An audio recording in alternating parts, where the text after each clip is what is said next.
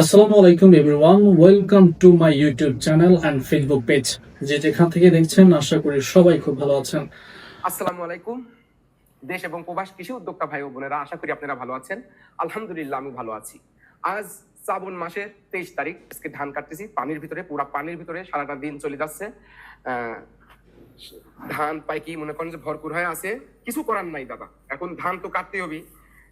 কিছু কিছু জায়গায় যেখানে ধানটা পানির সাথে শেষটা ঠিকই আছে, সেখানে অলরেডি ট্যাগ বাড়াই গেছে, বুঝতে পারছেন?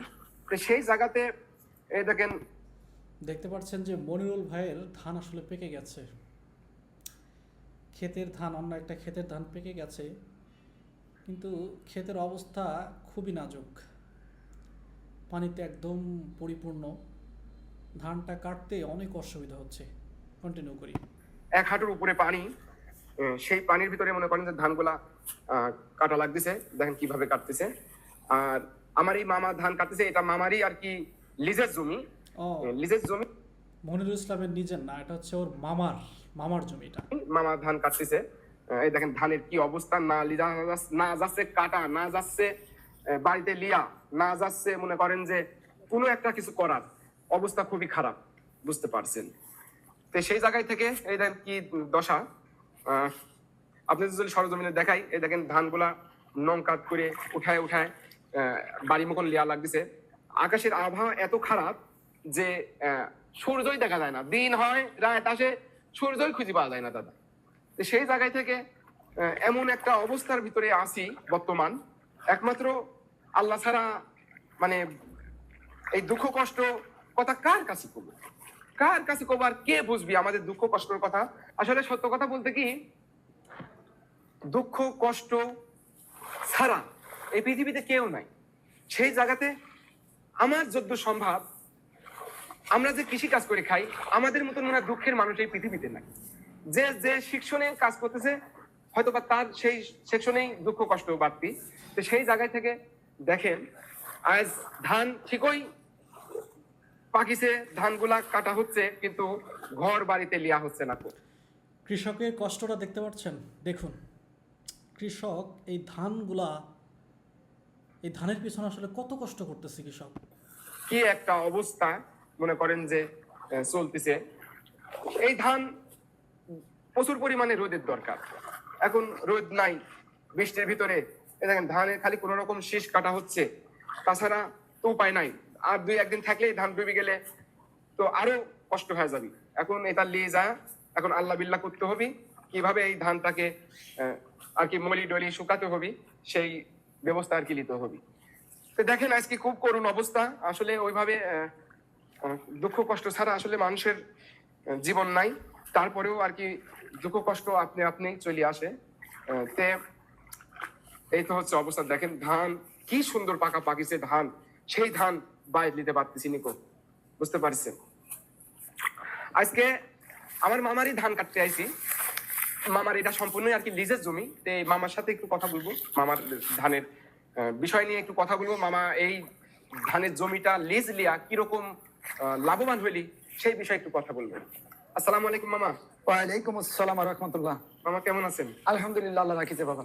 মামা এখন তো আপনি ধান তো আজ কাটতে আইছি, সেই ক্ষেত্রে আপনি একটু যদি একটু বলতেন যে আপনি এটা তো আপনি সম্পূর্ণ লিজের জমি, হ্যাঁ, এই জায়গায় থেকে আপনি কিরকম লাভবান হচ্ছেন বা কিরকম দিকে যাচ্ছেন, আপনি যে খরচটা করেছেন সেই খরচটা উঠাতে পারবেন নাকি, যদি একটু বলতেন। হ্যাঁ, জমিটা প্রথম লিজলি কাতি মাসে লিজলি রসুন করছি, রসুনে লস খাইছি, রসুনের দাম নাই।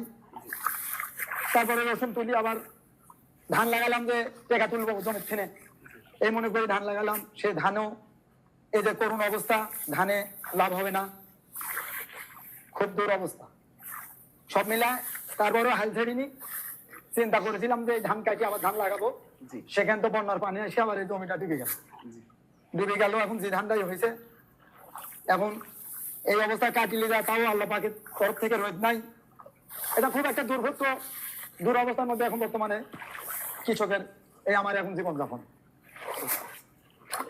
এটাই হচ্ছে কথা। আর আরেকটা কথা হচ্ছে যে লাভের মুখ দেখা হবে না। জমি লিজলি রসুনও ঘাটতে গেছে, আবার ধানও ঘাটতে যাচ্ছে। তারপরে আল্লাহ যাই দিচ্ছে, আবার রোদ নাই, ধান টেকা নষ্ট হয়ে যাচ্ছে। সব মিলায় এই অবস্থা। আচ্ছা, আচ্ছা। এখন এই ধান কাটার পরে এখন এই জমিতে কি করতে চাচ্ছেন? ধান কাটার পরে আর কি করবো, ধান লাগাতে চাইছিলাম আবার, তা তো আর জমিতে পানি উঠছে আর সম্ভব না, এখন জমি পড়ে থাকছি। এই জমি আলাদা, এখন জমি পড়ে থাকছি। জমি তো আর কাতি মাসে যাবার বছর শেষ, এই জমি আর আমার আবাদ করা হবে আপনার না। এই জমিটা কয় হাজার টাকা দিয়েছিলেন এই জমিটা লিজ হলো 1 লাখ টাকা দিই বছরে? হ্যাঁ বছরে। কয় বিঘা এখানে? জমিটা আছে 5 বিঘি। আচ্ছা, 5 বিঘে লিছেন 1 লাখ টাকা। 5 বিঘে 1 লাখ টাকা খাই খেলাসি, মানে 1 বছরের মেয়াদ। আচ্ছা আচ্ছা আচ্ছা আচ্ছা। এই 1 বছরের মেয়াদ নিয়ে আবাদ নামিয়েছি, আবাদ করতে জি। রসুন করছি, রসুনে লাভ হয় নাই, যাই হয়েছে রসুনের দাম পাইনি, আচ্ছা আচ্ছা ওইটা গেল। আবার বড় আশা করে ধান লাগালাম, ধানও আবার এই যে ডুবে যাচ্ছে। আচ্ছা। আবার ধান কাটি আবার ধান লাগাতে চাইছিলাম, যে টাকা যাতে তুলতে পারি নাকি দেখি। তো সে ধান তো আর লাগানো হবে না, এখন ভয়ের ভেতরে 1 মাজা পানি, 1 মাজা পানি, দূর অবস্থা। এখন আল্লাহ পাক যখন যা হালতে রাখে সেভাবে চলতে হবে। আর একটা কথা আছে যে এটা তো নিজের হাতের কোনো ক্ষমতা নাই, সবকিছু আল্লাহ পাকের তরফ থেকে বাস্তবায়ন হবে, সেটা মানিয়ে নিয়ে প্রকৃতির সাথে জিহাদ করি চলতে হবে, এটা। তারপরে ধান যাই হয়েছে, আল্লাহ আকাশে রোদ নাই, আজ 2 মাস ধরে একটানা বৃষ্টি, এত বৃষ্টি আল্লাহ পাক দিচ্ছে, আল্লাহ পাকের তরফ থেকে গজব চলতেছে। সেই গজবের হাত থেকে আল্লাহ কবে রক্ষা করবি, কিভাবে বাঁচবো, কিভাবে, সব আল্লাহর ইচ্ছা। আল্লাহ যতদিন আমারে আল্লাহ দয়া না করবে তখন আমার আর কোনো, মানে আমার আর উপায় নেই, কোনো সাহায্য সমর্থন করার মতন কোনো আল্লাহ ছাড়া এই বালাত থেকে তোলার মতন আর কোনো ব্যক্তি নেই।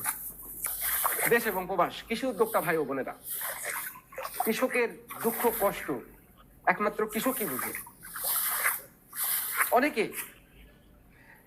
অনেকেই ভালো ভালো কর্মকর্তা আছেন, ভালো ভালো চাকরি করেন, হায় হুতাশ করেন, কিন্তু আসলে আমাদের একটু মাঠ পর্যায়ে একটু আসেন, আমি দেখেন আমাদের জীবনগুলা দেখেন। আমাদের এই জীবন জীবিকা কিন্তু এই কৃষি কাজের উপরে ভিত্তি করি, এই কৃষির উপর, এই ফসলের উপর ভিত্তি করে কিন্তু আমাদের জীবন জীবিকা, ফ্যামিলি, সংসার, তারপরে বেচা কিনা, তারপরে আপনাদের রিজিক, সবকিছুই কিন্তু নির্ভর করে এই কিন্তু এই ফসলি জমির উপর থেকে। সেই ফসলি জমির উপর থেকে আমরা একটা ফসল যদিও হাড় ভাঙা পরিশ্রম করে করতেছি, কিন্তু সেই জায়গাটায় থেকে আমরা সফলতা পাচ্ছি না। সফলতা দিয়ার মালিক তো আল্লাহ। আমরা দুঃখ কষ্ট সবকিছু আল্লাহর কাছে বলতে চাই যে আল্লাহ, এই গরিব কৃষকদের আপনি ছাড়া কেউ নাই। সেই জায়গায় থেকে এই তো একটা অবস্থা, ফসল পাকলে তাও ঘরে নেওয়া যাচ্ছে না। সেটা আজ আপনারা সরজমিনে দেখেন, দাদা সরজমিনে দেখেন, এত সুন্দর ধান পাকিছে, সেই ধানটা দেখেন কি একটা অবস্থা। দেখেন, না যাচ্ছে কাটা, না যাচ্ছে লিয়া, না যাচ্ছে শুকানো, কি একটা অবস্থা। আর আপনারা জানেন যে পাকা ধান যখন এক রাত পানির মধ্যে থাকার পরপরই আপনার ট্যাগ বাড়ায় যায়, আর যে ধানে একবার ট্যাগ বাড়ায় যাবে এটা আর চাল হবে না, ওটা চাল নষ্ট হয়। ট্যাগ মানে হচ্ছে কি, এই যে ধানটা 1 রাত যদি পানির ভিতরে থাকে তাহলে ওদের যে গ্যাস জ্বালায় যায়, মানে ধানের পাতা গজায় যায় আস্তে আস্তে করে, কয়েকদিনের ভিতরে একদম পাতা ছেড়ে দেবে। ওটার আপনি চাউল হিসেবে, মানে ভাত হিসেবে রান্না করে খাইতে পারবেন না, ওটা নষ্ট হিসেবে আপনাকে ধরে নিতে হবে। বুঝতে পারছেন? কথা বলতে লাগলে কথা বলতে পারতেছি না দাদা। সেই জায়গায় থেকে দেখেন, এটা যে পলিথিন বিছায়, পলিথিনের উপরে রাখি পালা দিয়ে রাখা হয়েছিল, এই যেভাবে তুলে তুলে মনে করেন যে ধানগুলো রাখা হয়েছে, নৌকার উপরে সাজায়, নৌকার উপর সাজানো হচ্ছে। এই দেখেন অনেকটি ট্যাগ বাড়ায় গেছে, ট্যাগ বাড়ায় যাচ্ছে অলরেডি। এই দেখেন দাদা সরজমিনে দেখেন, এই দেখেন ধানের, এই দেখেন ট্যাগ, গাছ জ্বালাই দেখেন দেখেন কি একটা সর্বনাশ, কি একটা ক্ষতি হচ্ছে আমাদের। এত পরিশ্রমের পরও সফলতা পাচ্ছি না, এত পরিশ্রমের পরও সফলতা পাচ্ছি না। ইয়া আল্লাহ, আপনি তো সবই দেখতেছেন, আল্লাহ রিজিকের মালিক আল্লাহ। প্রতিটা জেলার কৃষকদের জন্য আপনি দয়া করেন আল্লাহ। কৃষকদের, প্রতিটা জেলার কৃষকদের ফসল ফলানো কোনো ব্যাপার না আল্লাহ, কিন্তু এই যে ফসলগুলা ফলায় সারি ঘরে নেওয়া যাচ্ছে না, কত টাকা পয়সা খরচ করি এই ফসলের পিছনে ঢাইলি, সেই ফসল খরচের টাকাটাই উঠতেছে না, কি করি খাবো আল্লাহ আমরা কৃষক, আপনি দয়া করুন, আপনি এটা একজন সহজ সরল কৃষকের সাদামাটা আল্লাহর কাছে আকুতি। আল্লাহর কাছে তার অভিযোগ, যেটাই বলো না কেন। সত্যি কৃষকের বলতে গেলে উপরেওয়ালা ছাড়া আসলে কেউ নাই। কৃষকের পরিশ্রম আসলে কেউ দেখে না। কৃষি অধিদপ্তর বা অন্যান্য জায়গায় যারাই বলেন, তারা শুধু ওই কাচের আবদ্ধ ঘরে বসে বসে ক্যামেরার সামনে শুধু বক্তব্যই দেন, বাট সরজমিনে ওইভাবে আসলে এসে কেউ দেখেন না, দেখার কেউ নেই। দয়ার সাগর, আপনি ইচ্ছা করলে সবকিছু করতে পারেন, আমরা ইচ্ছা করলে কিচ্ছু করতে পারিনি আল্লাহ, আপনি উপরে ভরসা করি আল্লাহ। যাই হোক, দেখেন কি একটা অবস্থা। এই ধানটা এখন পানির উপর দিয়ে নিয়ে যায়, এখন শুকানি তোলার ব্যবস্থা নিতে হবে পুরা মাঠে। দর্শক, আশা করি দেখতে পারলেন বিষয়টা। ভালো থাকবেন, দেখা হবে নতুন কোনো ভিডিওতে। আল্লাহ হাফেজ।